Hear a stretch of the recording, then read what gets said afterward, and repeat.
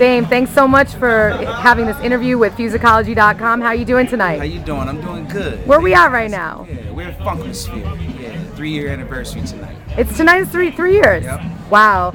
So you're known in LA as the ambassador of Boogie Funk, and you've had this residency for over 3 years. Well, 3 years, I'm sorry. You've been cultivating a musical renaissance rooted in the early 80s styles known as boogie, modern soul, and electro funk. Now, I read that on your bio. Can you elaborate on that a little bit? Yeah, I can elaborate on it. I mean, Funkmosphere was a place that we wanted to start that gave DJs a chance to put other records in their bags instead of the usual genres. And so far, like the first night when we started, it was a great success, and it's just been great ever since. And I think what we did in LA is filled a void for this style of music that kind of like takes us from the early 80s to the mid 80s, and now we're finding stuff that even came out in the late 80s that sounds good, and then we mix it up with some of the modern sounds as well. That's dope. Now you've yourself released a lot of 12 inches, all on Stone's Throw? Yeah, I'm on Stone's Throw Records. I have a record deal with them, and thanks to Peanut Butter Wolf, he's allowed this type of sound to be exposed. But see, being like, I always let people know that I'm a Gemini. I feel I'm a true Gemini, and I have two sides. And one side is the 80s style, and the other side is the modern funk style. And what Stone's Throw was getting from me is the modern funk side of me. So just mixing it up. That's great. So you have an album coming out this fall in October, I believe? Yes, it's called To Each His Own. And it's going to be a 5-record set for all the wax heads, and a double CD set, and they'll be releasing it digitally every 3 weeks, each volume, until October on the Stone's Throw website. So if you guys are interested, feel free to check it out. That's dope. Is that starting in October? No, it started tomorrow actually, or today. The Wow. first record is called L-A-Trick.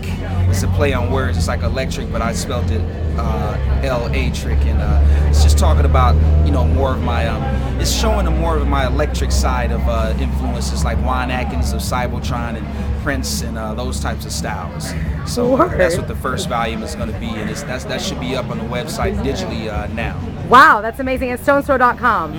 That's great. Sorry I didn't have that information beforehand. No problem. Yeah. Now, what do you think of the LA scene, and basically what is your favorite place to DJ outside of LA? Two-part question. I think the LA scene is great. I mean, we have a lot of growing things going on. We have a lot of different styles in LA, and we all support each other. No one has beef. We all go to different places and cross-pollinate, and that's what I love about the LA scene. And outside of LA, I have to say the European side is very receptive to the sound. And what you're hearing in the background is still 4th of July celebrations. Even though it's the 6th. Yeah. Right. No doubt. Yeah, it's all good. No, it's it's just kind of funny. It's a part of the celebration of our Funkmosphere Exactly, 3 anniversary. Yeah. That's awesome. Now, where's the music industry, in your opinion, headed, and the future of dance music? That's a good question. I mean, the thing is I feel that it's headed in a progressive way.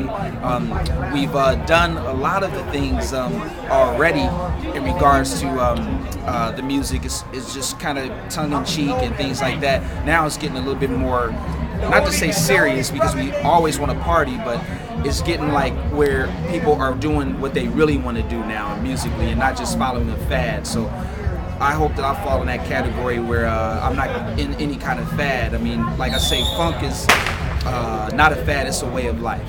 No doubt, I love that. We've had some interesting viewer questions, Fusicology readers. I'm not going to read all of them. Some of them were a little racy, believe it or not. But two questions that I did have is, and this is an interesting one, do you have a favorite female producer?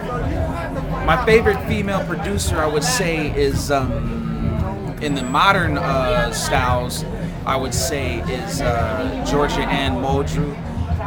She's very talented, and my favorite lady producer from back in the days, probably a tie between Patrice Rushen and Angela Winbush. Yeah. Wow, great answer. I really appreciate that. Now, here's an interesting question, and what's your inspiration when you're in the studio? Because it's kind of sexy, right? Is that what you're going for?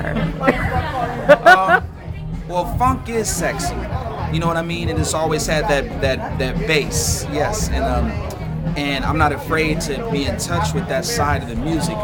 You know, I like to do music that doesn't always have to have you banging your head in the front of the DJ booth, you know, like a crazed maniac. It's like, I like to make people move and bodies move. And that's what Funkmosphere is about, and it's about getting people to, you know, go on the dance floor again, and you know, bust a two-step. You know what I'm saying, and not just be so, you know, into that that head banging stuff all the time. I love it. You know, I love all types of styles, but I just want to provide that side. And if you will, the sexiness, yeah, it is a part of the music, and it definitely an inspiration of my original material as well. No doubt. We really, really appreciate your interview for Fusicology.com. We're huge fans of yours and your club and your ventures, and we wish you the best of luck with your releases on Stone's Throw. Thank you so much, and much love to Fusicology. We really love you. Thank you. Stay up, y'all. Peace.